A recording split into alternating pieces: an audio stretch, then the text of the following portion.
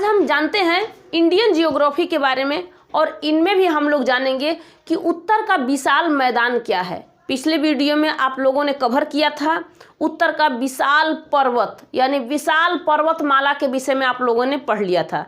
जिस तरीके से आपने हिमालय पर्वत के बारे में देखा था कि हिमालय पर्वत है और हिमालय पर्वत की चार श्रेणियों के बारे में आपने देख लिया था, चाहे ट्रांस, बृहद, मध्य, शिवालिक। इनका आप लोगों ने ग्लेशियर के बारे में देख लिया, इनके चोटियों के बारे में देख लिया। जैसे मान लीजिए कि कोई भी अगर आज हमें जो इस वीडियो में पढ़ना है तो इनमें हमें यही पढ़ना है कि जो पर्वत से निकलती नदियां हैं, पहाड़ों से जो निकलती एक नदियां हैं, वो नदियां आके जब गड्ढा यहाँ पे बना देती हैं, अपना पानी एक जगह रोक देती हैं, तो क्या यहाँ पे ये कैसा जगह होता है? तो तराई क्षेत्र कौन सा होता है, यानी तराई प्रदेश कौन सा होता है, खादर प्रदेश कौन सा होता है, भांगर प्रदेश कौन सा होता है, इनके बारे में आप लोगों को पूरा डिटेल में समझ लेना है। अब आप लोग के मैप के अनुसार समझाना मुझे पड़ेगा। किस तरीके से आपको मैप के अनुसार आपको समझाना पड़ेगा? देखिए, एक छोटा सा यहाँ पे मैप आपको बना के दिखा रही हूँ। इनमें से जहाँ पे हम लोगों को ऊपर का साइड पढ़ना है, इसे हम देख रहे हैं भारत का। हम अपने इंडिया के मैप में हम लोगों ने जब देखा था कि यहाँ पे जो हिमालय पर्वत है, इन जगहों पे पर्वत हैं। क्या है? इन जगहों पे पर्वत हैं और इन जगहों पे मैदान है। क्या है? इन जगहों पे जो भी यहाँ पे जगह है, इन्हें हम मैदानी क्षेत्र कहते हैं, इन्हें पर्वतीय क्षेत्र कहते हैं। तो यानी ये जो पर्वतीय क्षेत्र है और ये मैदानी क्षेत्र है, इनमें से आप लोगों ने देखा था कि ये सबसे बड़े हिमालय पर्वत के बारे में, किसके बारे में? हिमालय पर्वत के बारे में। जैसे ही आपने हिमालय पर्वत के बारे में देखा, इस हिमालय पर्वत की जो श्रेणियां होती हैं, जिसका नाम है श्रेणी, ये श्रेणी टोटल 4 थी। कितनी थी? 4 थी। कौन सा? एक तो था ट्रांस। क्या था? ट्रांस। दूसरा था बृहद, इसे या विशाल भी पर्वत कह सकते हो, बृहद भी कह सकते हो, ट्रांस। इन सबों के बारे में आपको अब देखो, एक तो जिस तरीके से मैं यहाँ पे बनाई हूँ ये आपको देखना होगा कि ये मान लीजिए कि ये ट्रांस है। क्या है? ट्रांस है। ये बृहद है, ये मध्य है और ये शिवालिक है। शिवालिक, ठीक है। इनके बारे में मैं जब आप लोग को पढ़ा रही थी तो उस समय मैं आपको बताई थी कि ट्रांस में सबसे ऊंची चोटी जो है, ट्रांस की सबसे ऊंची जो चोटी है K2 है और दूसरे में आता है गैसर ब्रूम, मतलब K4, K2 और K4, यानी गाडविन ऑस्टिन और गैसर ब्रूम। इनके बारे में मैं आपको पूरा बता दी थी इस ट्रांस के बारे में। लेकिन जब मैं बृहद के बारे में बता रही थी कि बृहद है, तो बृहद में आप लोगों को मैंने बताया था कि जो इनकी चोटियां हैं, ये नंगा पर्वत से लेके नंगा पर्वत यानी पाकिस्तान में है। कहाँ है? पाकिस्तान में है। नंगा पर्वत से लेके ये चला कहाँ तक जाता है? अरुणाचल प्रदेश तक। इस साइड है अरुणाचल प्रदेश तक, यहाँ तक ये पर्वत चला जाता है। ये पर्वत इस तरीके से झुकाव होके ये अरुणाचल प्रदेश तक चला जाता है। यहाँ पे नामचा बारवा है। ये पर्वत यहाँ तक आते हैं। इनके बीच में बहुत सारी चोटियाँ आती हैं, जैसे 1 चोटी, 2, 3, इस तरीके से बहुत सारी चोटियाँ यहाँ पे आपको दिखाई दे रहे होंगे। जितना भी मैं ऐसे बनाती जाऊँ, ये सारे के सारी चोटियाँ आपको दिखाई देंगी। तो ये जो पाकिस्तान से लेके अरुणाचल प्रदेश तक आपको दिखाई दे रहा है, अरुणाचल प्रदेश तक,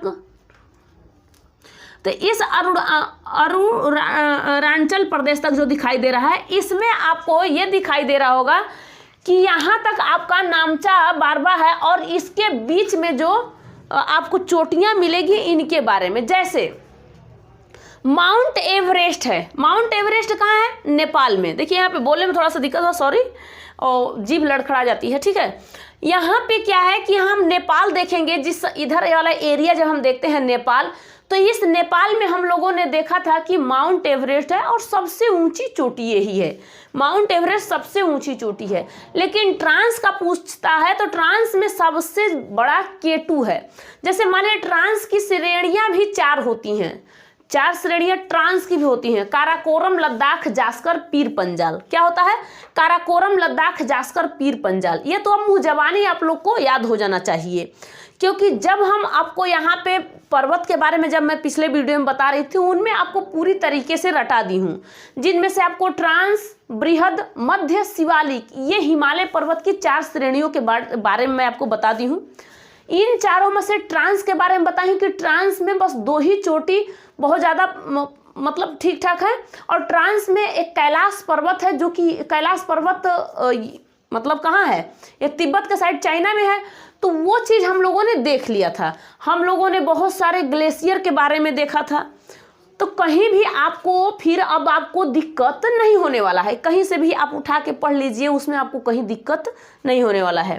तो ट्रांस में हम लोगों ने 2 चोटियों के बारे में देख लिया, एक K2 के बारे में, एक K4 के बारे में, एक गैसर ब्रूम के बारे में और एक गाडविन ऑस्टिन के बारे में। इन दोनों के बारे में हमने देख लिया, K2 और K4 का ये नाम है पूरा, ठीक है। हमने बृहद हिमालय में देखा था, नंगा पर्वत से लेके हम लोगों ने अरुणाचल प्रदेश तक, यानी कि पाकिस्तान से लेके हम लोगों ने अरुणाचल प्रदेश तक टोटल देखा था। इनमें लास्ट जो शुरू वाला होता है नंगा पर्वत और लास्ट कर देता है नामचा बरवा, यहाँ तक। इसके बाद में हमें कमेट पर्वत, ये सारे मतलब यहाँ पे हमने बंदरपूछ, यहाँ पे हमने मैकालू, ये सब सारे के सारे हमने यहाँ पे देखा था। मनसालू, मतलब गौरी शंकर, छोयू, ये सारे के सारे इधर आप लोगों ने देखा था, ठीक है। अब जब आपने ये देख लिया कि यहाँ पे सारे पर्वतों के बारे में बता दिया गया है, तो हम लोगों को मेन तो पढ़ना पड़ जाएगा मैदान, क्योंकि जो एरिया हमने पर्वत के बारे में देख लिया था, उसके बाद हमें मैदान देखना है। अगर हम बृहद के बारे में बात कर लिए, मध्य के बारे में बात करें, तो मध्य में सिर्फ पर्यटन करने का जगह है, जहाँ पे लोग पर्यटन करने के लिए, चाहे नैनीताल हो, रानीखेत हो, यहाँ लोग पर्यटन करने, घूमने फिरने जाते रहते हैं। तो इनके बारे में भी आपने देख लिया। शिवालिक में भी यहाँ तक, शिवालिक तक, जैसे कि जम्मू कश्मीर में वैष्णो माता है, हर एक जगह अच्छा जो मंदिर बनाया गया है, जहाँ पे हम लोग दर्शन करने जाते हैं।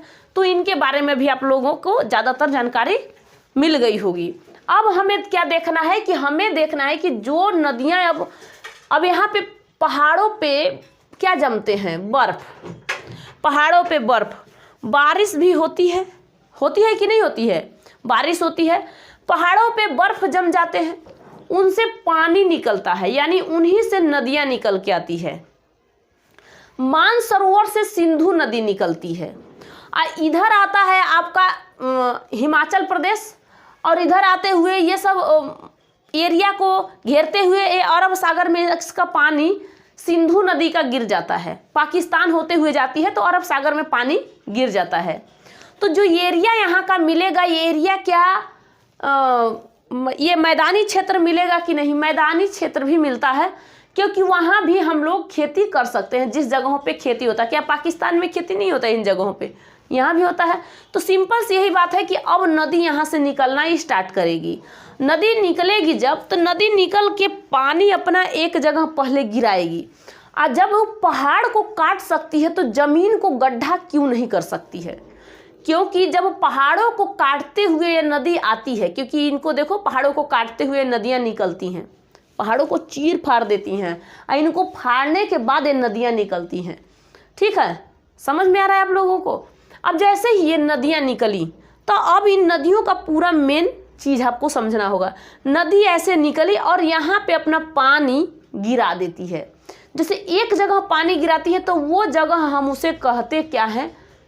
अब उसे हम कहते का, जब पहाड़ों से जैसे गिरती है तो उसे क्या कहते हैं? जो पहाड़ों से गिरती है उसे भांवर कहते हैं, और गड्ढा बना देती है उसे हम तराई कहते हैं। अब यहाँ पे आप लोग इस मैप के अनुसार, इसके अनुसार आप लोग समझिए। मैप तो इधर है, लेकिन यहाँ भी बनाया गया है जिससे आपको समझ में आएगा। मैंने यहाँ पे आप लोग को क्या है, ये आपका पहाड़ है।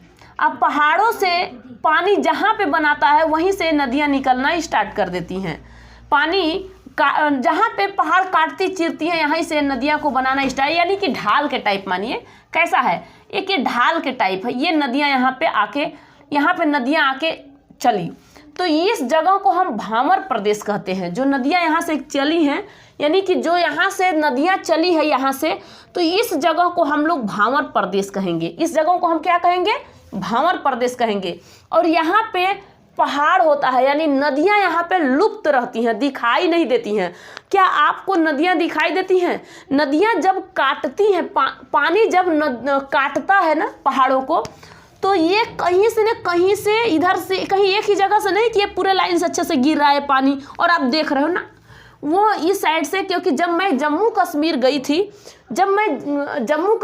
थी, वहाँ पे जा रही थी मैं वैष्णो माता, और मैं जब अरुणाचल प्रदेश भी नीलकंठ के दर्शन करने के लिए जब जा रही थी, तो वहाँ पे मैं बहुत चीज़ में क्या देखी कि मैं पहाड़ों को पहले देखी और देखी कि ये पानी का आवाज़ कहाँ से आ रहा है। मतलब आवाज़ें आ रही थी। तब मैं सोची कि आवाज़ कहाँ से आ रहा है। मैंने देखने के लिए सोची, तो पानी का आवाज़ मुझे सुनाई दे रहा है, पानी नीचे गिरता हुआ दिख रहा है, लेकिन अब वो किधर रास्ता से वो आ रहा है इतना मुझे नहीं दिखाई दे रहा था कि वो पहाड़ के किस रास्ते से आ रहा है। मेन है कि पहाड़ के अंदर जब वो काटती नदियां हैं, तो यहाँ पे पहाड़ें इसको ढकी रहती हैं। इसको पहाड़ें क्या करके रखती हैं? इन नदियों को पहाड़ ढक के रखती है, और वो आपको दिखाई नहीं देगा।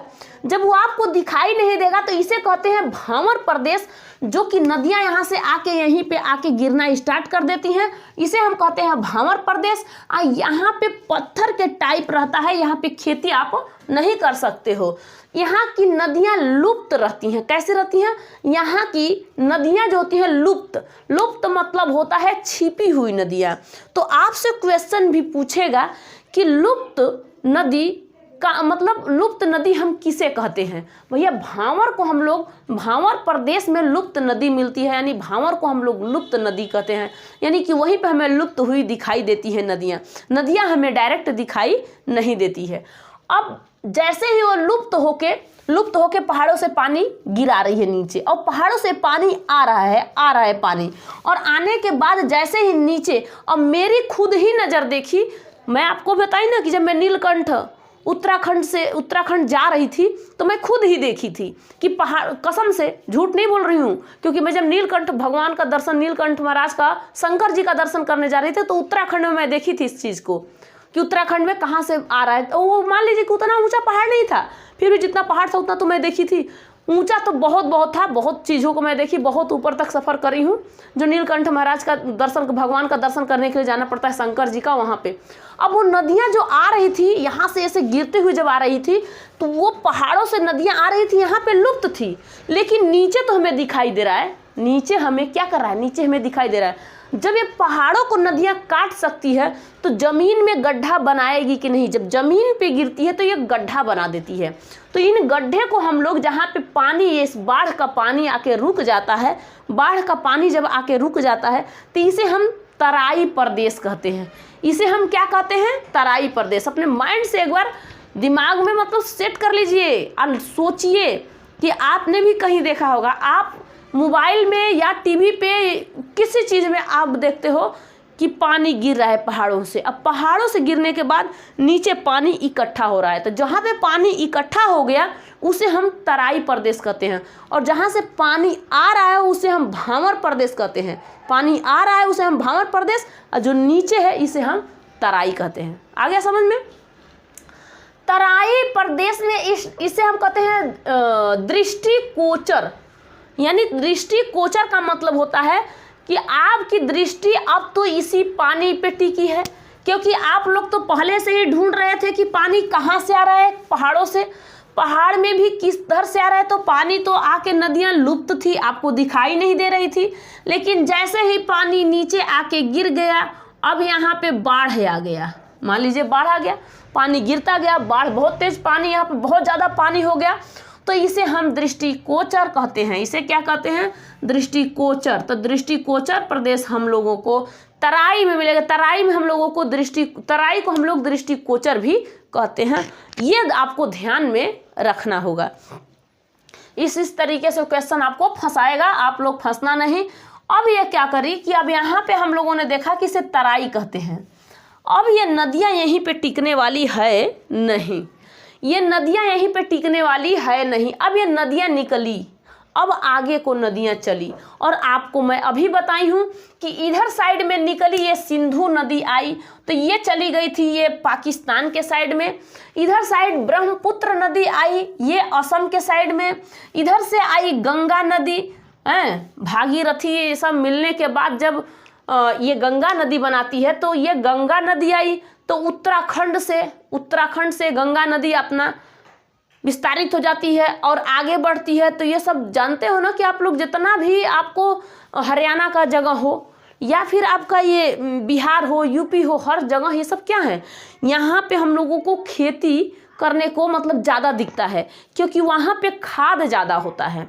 अब हम लोगों ने यहाँ पे, अब हम देखेंगे खाद से हम लोग को पता चलेगा कि यहाँ पे हम कहते हैं खादर प्रदेश। क्या कहते हैं? खादर प्रदेश। अब हमने भावर देखा, तराई देखा, गड्ढा में पानी हो गया तराई। अब ये पानी अपने जगह पे रुकेगा नहीं, अब जितना भी कचरा रहेगा ये आगे को फेंकेगा। और आपको पता है कि कचड़े में ही कमल खिलता है, कचड़े में ही कमल खिलता है। इसी तरीके से खादर में यहाँ पे जैसे ही आया, तो यहाँ पे सबसे ज़्यादा खाद मिलेगा आप लोगों को खेती वेती करने के लिए। फर्स्ट क्लास का जगह यही मिलता है। तो जो एरिया पानी वाला होता है, जैसे कि तराई के बाद जैसे ही तराई वाला पानी आता है, तो कुछ पानी यहाँ भी छोड़ देता है, उन जगहों पे छोड़ देता है, उन मतलब कि मान लीजिए ज़मीन होता है, उन ज़मीनों पर छोड़ देता है। और वहाँ पे लोग अगर खेती करते हैं तो उन्हें फर्स्ट क्लास को वहाँ खेती करने को मिलता है। अब ये पानी आगे बढ़ेगा, पानी आगे बढ़ेगा, तो जैसे ही पानी आगे बढ़ेगा तो आएगा इधर साइड में, तो इसे हम बांगर कहेंगे, बांगर प्रदेश। लेकिन यहाँ पे बाढ़ की पानी कभी कभी आती है, जब आती भी है तो ये आने के बाद नीचे ये पानी गिरा देती है। सॉरी सॉरी खांसी आ रहा है, ठीक है। इसे हम क्या कहेंगे? बांगर प्रदेश कहेंगे। ध्यान में रहे, इसे हम क्या कहेंगे? बांगर प्रदेश हम लोग इसे कहेंगे। समझ में आ रहा है? अब पानी यहाँ कभी कभी आता है, बाढ़ की पानी यहाँ पे कभी कभी आता है। मतलब कभी क्या आता है, बाढ़ एकदम नहीं आती है, यहाँ पे पानी आता है और ये पानी काटते हुए निकल के आके समुद्र में ये पानी गिरा देता है। और जहाँ पे समुद्र में गिराता है तो यहाँ पे जितना भी कचरा लेके आके यहाँ पे पानी गिरा देता है, जितना भी ये कचरा ला के पानी यहाँ पे गिरा देता है, तो यहाँ पे बहुत बड़े बड़े डेल्टा तैयार हो जाते हैं। डेल्टा, जहाँ जहाँ पानी समुद्र में गिराया और आगे गया तो ये डेल्टा तैयार कर देता है, तो यहीं पे डेल्टा बना देता है। और इस जगह भी क्या होता है, इन जगहों पे भी अच्छा खासा खेती हो सकती है, यानी कि अच्छा खासा यहाँ पे भी उपजाऊ हो सकता है। जहाँ पे कचरा मिलेगा वहाँ पे खेती होगी। अभी आपको मैं बताई हूँ कि जहाँ पे कमल रहेगा, जहाँ पे कीचड़ रहेगा वहीं पे कमल खिलता है। तो ये चीज़ आपको पता चला है, समझ में आ रहा है? अभी इसके बाद अभी इसके बारे में भी और पढ़ना हम लोगों को है। अब हमें पढ़ना क्या है? अब हमें ये पढ़ना है कि जो भावर है, भावर कैसा जगह है, भावर कैसा जगह है, ये बताइए। भावर क्या यहाँ पे खेती हो सकता है? ये नमी जगह है, ये जलोढ़ है, नहीं है। ये जगह कैसा है? तो ये जगह एक पथरीला जगह है। जिस पथरीले जगह से उधर से साइड से नदियाँ निकलती हैं और आके गिराती हैं पानी, और तराई जगहों पे, तराई में बहुत ज़्यादा पानी हो जाता है, तराई प्रदेश में पानी ज़्यादा हो जाता है, वहाँ से आगे बढ़ती हैं तो खादर बनता है। खादर से जब आगे बढ़ती हैं तो वहाँ पे बांगर बनता है। तो इन खादर बांगर इनके में आप भूल नहीं जाना।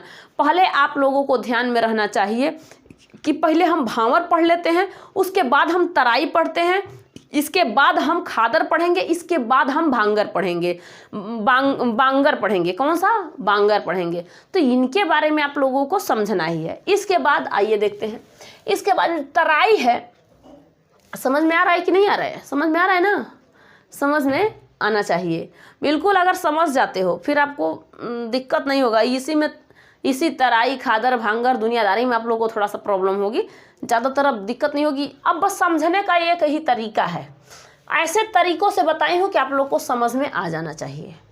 ये आसान तरीका है, आसान तरीका है, इस तरीके से समझाई हूँ। क्योंकि मैं आप लोग एक मैप लेना, मैप में आप लोग मैप बनाओ और मैप में इसी तरीके से पहाड़ बना लो, उन नदियों को बना लो, उनके पहाड़ों के नाम लिख लो। उसके बाद आप लोग यहाँ पे बना दो मैदानी क्षेत्र। हम बाद में पठारी क्षेत्र पढ़ेंगे, अगर हमें पढ़ना ही होगा तो हम बाद में, अब हमें इस साइड में हमें पठारी क्षेत्र पढ़ना होगा। इसे हमें तटीय क्षेत्र पर, जो समुद्र के किनारे वो वाला जगह है, इन्हें हमें तटीय क्षेत्र पढ़ना है। अभी तो इनके बारे में हमें पढ़ना ही है, अभी हम इसके बारे में, अभी तो सिर्फ हमारा पहाड़, इसके बाद मैदान में चले हुए हैं। मैदान क्षेत्र देख रहे हैं, अपने इंडिया का है।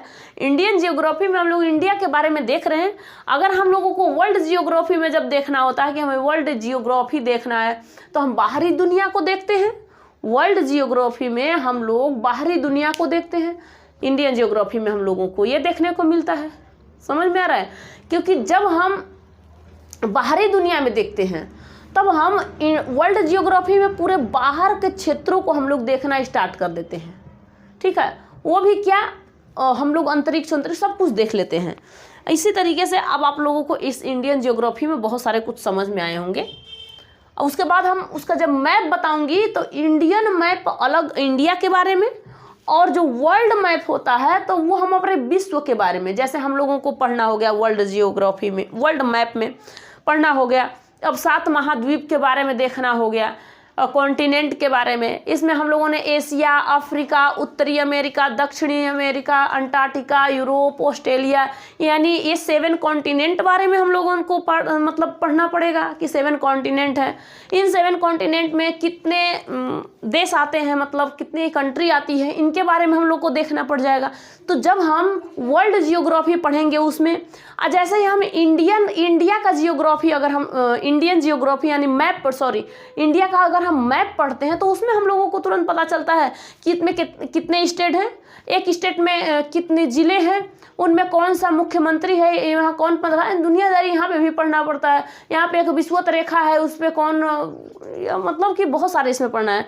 कौन सी ये सूर्य के मतलब कि विषुवत रेखा है या फिर कर्क रेखा है, कितने राज्यों से गुजरती है, इन सबों के बारे में हम लोग को देखना पड़ेगा। ठीक है, वहाँ तक अभी कहाँ जा रहे हो, अभी न जाओ, अभी हमें यहाँ तक ख़त्म कर लेना है इसको। जैसे ही हम इसके बारे में, नदियों के बारे में, इन मैदानों के बारे में पढ़ा देंगे, वैसे आगे बढ़ के आप लोगों को इस पठारी क्षेत्र पढ़ा दूंगी, तटीय क्षेत्र पढ़ा दूंगी, आपका ये कंप्लीट हो जाएगा, फिर आपको दिक्कत ही नहीं होगी। अब यहाँ पे ये जो नदियाँ हैं, ये बांगर, ये बांगर जो जगह है, प्रदेश है, यहाँ से पानी आके गिर जाता है और समुद्र में पानी इसका गिरता है। अब आप लोगों को जो मैं यहाँ पे बताई हूँ कि कौन सा क्षेत्र से ये आता है, ये जो नदी है ना, सिंधु नदी, ये सिंधु नदी जैसे ही मानसरोवर से, तिब्बत के मानसरोवर से सिंधु नदी निकलती है, तो वो अपनी कितनी उसकी सहायक, जैसे चिनाब, रावी, सतलज, व्यास, जो इसकी नदियाँ सहायक नदियाँ हैं, उन नदियों के पास में क्या वहाँ साइड में खेती नहीं होगा? उधर भी खेती हो सकता है, उधर भी होगा।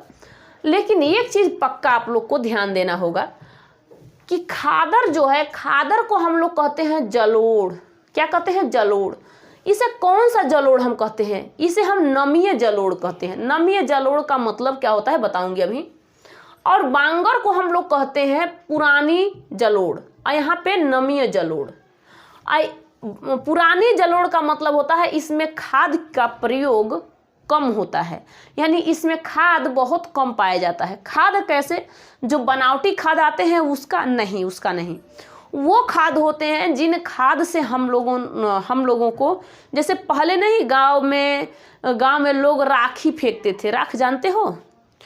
राख, चूल्हे का राख, आप जानते हो? चूल्हे का राख डाल दिया जाता था, गाय भैंस कुछ भी रखो उसका गोबर डाल दिया जाता था, उससे खाद बना दिया जाता था।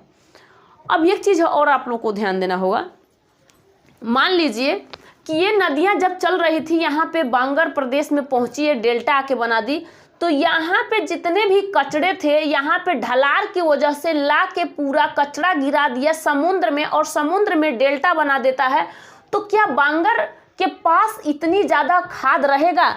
नहीं रहेगा।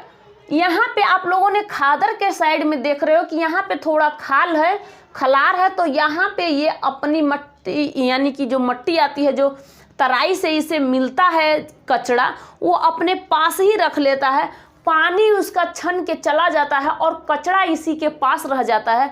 जब कचरा इसी के पास रह जाता है तो इसे कोई ज़रूरत नहीं होती है, इसलिए इसे हम नमीय जलोढ़ कहते हैं। और यहाँ पे खेती हो सकता है और यहीं पे बहुत ज़्यादा मतलब खेती हो सकता है। यहाँ पे खाद की उतनी ज़रूरत नहीं होती है, लेकिन बांगर में खाद की ज़रूरत होगी। नहीं तो अगर पानी जैसे ही यहाँ का सूखेगा, आगे चला जाएगा, पानी सूख जाएगा, पता चला गर्मियों में पानी तो सूखेगा ही, तो पता चला कि ऊपर का जो परत है वो नमकीन के टाइप हो गया, क्योंकि हम लोग उसे रेह कहते हैं या फिर उसे हम कलर कहते हैं। इस जगह का जो जगह है इसे हम या तो रेह कह सकते हैं, बंगर में मिलेगा आप लोग को रेह या फिर कलर।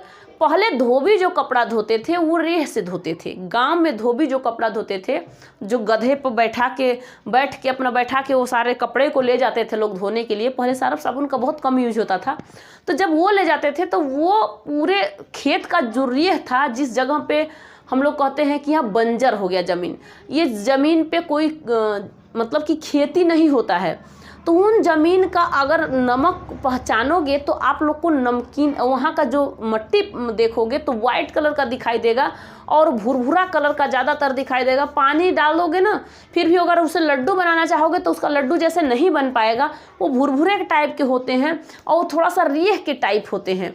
इसलिए उस जगहों पे ज़्यादातर खेती नहीं हो पाता है, क्योंकि जितनी भी वहाँ पे आपको गड्ढा भी मिलेगा, पानी भी डालते रहोगे फिर भी नहीं। लेकिन कुछ दिनों तक उसे इसी तरीके से अगर पानी में डाल उसे अच्छे से करते रहो तो हो सकता है कि हो जाए। लेकिन कहीं कहीं का जगह ऐसा होता है जहाँ पे आप लोगों को बहुत ज़्यादा दिक्कत होगा कि यहाँ पे खेती नहीं होता है। बहुत लोग कहते हैं यहाँ पे खेती नहीं होता। हमारे भी गांव में है कि गांव में जो खेत है वो वहाँ पे उपजाऊ होता ही नहीं। कुछ जगहों पे कुछ जगहों पे उपजाऊ होता है, कुछ जगहों पे उपजाऊ होता ही नहीं है, क्योंकि वहाँ पे रेह है। वही रेह को उठा के धोबी लोग ले जाते थे और कपड़े धोने में काम करते थे, क्योंकि रेह एक सरफ के समान और एक नमक के समान होता है।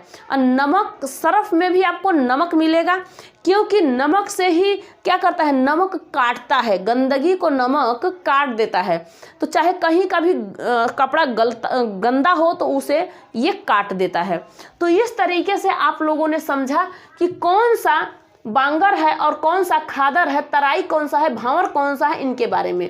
ठीक है, पुरानी जलोढ़ क्या होती है और नवीन जलोढ़ क्या होती है। नवीन जलोढ़ का मतलब होता है कि यहाँ पे नए नए पानी आते रहते हैं, नए नए कचड़े आते रहते हैं, नई नई उपजाऊ होती रहती है, यहाँ पे खाद की कमी नहीं होती है। खादर में, बांगर में खाद की भी कमी होती है। पानी हो सकता है कि ना भी आए, कभी कभी पानी आ भी जाता है, कभी कभी पानी सूख भी जाता है, गर्मियों में एकदम सूख जाता है। और जितनी भी यहाँ का अगर ऊपर से पानी काट के फेंक दिया, नीचे का सारा कचरा नीचे कर लिया और पानी ही दे दिया, तो उसके साथ में पानी के साथ में मिट्टी अगर आएंगी तो यहाँ पे रेह बन जाएगा।